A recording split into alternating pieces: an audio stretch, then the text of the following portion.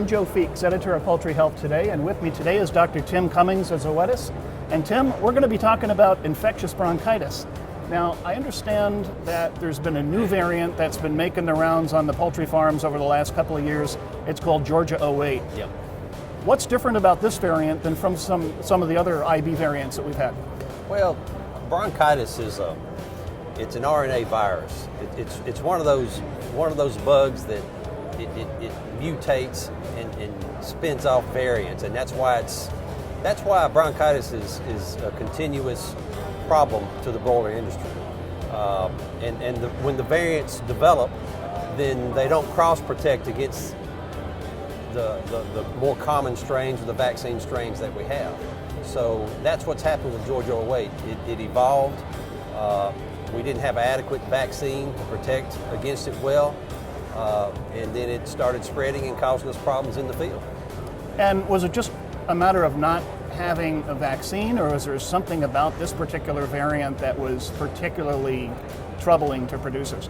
Yeah, I mean, again, because it's an RNA virus, they tend to mutate and develop new strains, and that's exactly what happened with this. It evolved in the field. The current vaccine strains that we had did not protect against it well at all. It was a totally unique virus that came and started causing problems in the field. So. And specifically, what kind of problems? Well, really where we started picking it up was at the processing plant. Really? You start to see a lot of air sac condemnations, very significant levels. When it initially began, there really wasn't a lot you saw in the field. There wasn't mortality, there wasn't respiratory signs or symptoms. But then the plant would start screaming about air sac condemnations, which is very costly to the industry, because you've gotten birds to that age and got them to the processing plant, and then you throw them away. So that really got a lot of people's attention. Now, it's called Georgia 08, but it's not limited to Georgia? No, that was where it was first identified. So it started causing a problem with a particular complex, and then it started to spread around to some other complexes, some other companies, and other regions. So now, this variant popped up pretty quickly. There was no vaccine. Walk me through the process of developing a vaccine for a variant such as this. Well, you use the term process. That's exactly what it is, very much a process. For a pharmaceutical company to produce a vaccine, it does take literally years.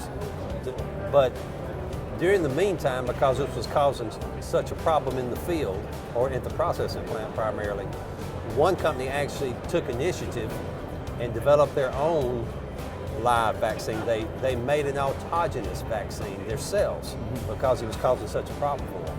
And it was very successful. It actually helped significantly. And other companies, as it spread and they began to recognize, hey, we've got Georgia 08 as well, they actually started using this autogenous vaccine, which would prove very beneficial. And they were using it because we didn't have a commercial vaccine developed yet. And then, of course, Zoetis was one of the first to come out with a commercial vaccine and last year, and which helped tremendously. So how is a commercial vaccine different from the autogenous that was being used successful? Well, the commercial vaccine, they're probably pretty related because the same seed stock was used for both, but they're different methodologies that a pharmaceutical company and regulations and rules, they have to prove safety, they have to prove efficacy. There's several hoops for them to jump through, which has been done. And now we have at first it was a conditional license that we were able to get it, and now it's a fully commercially licensed product available for the industry to use. And it's being used throughout the poultry industry, or only in states where the variant has been identified? It's just the region that Georgia 08's been identified in. Okay.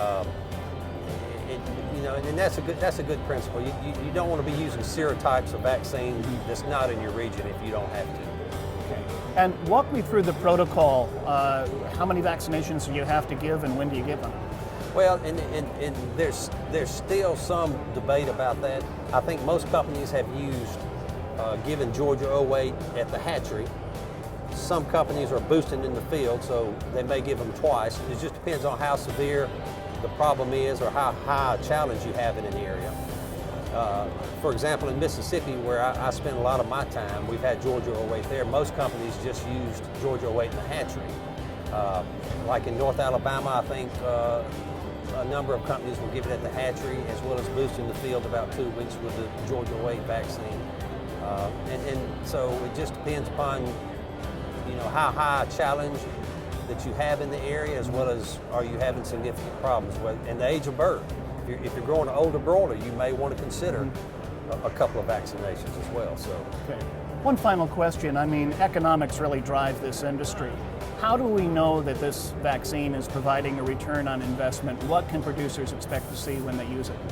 Well, our experience has been it really significantly shuts down the air sac combinations at the plant. The vaccine does? Yes. It tremendously has an impact there. Is it perfect? No, but it definitely lowers the numbers down. And really, if you just got one flock with a high level of air sac contamination, it'll pay for a lot of Georgia 08 vaccines. So it's pretty easy to justify in my mind, and in most companies too. So most companies that have had problems are on Georgia 08 vaccine, and they believe that it's helped them. Good to know. Thanks so much, Tim. I'm Joe Feeks, editor of Poultry Health Today, and we've been talking to Dr. Tim Cummings at Zoetis.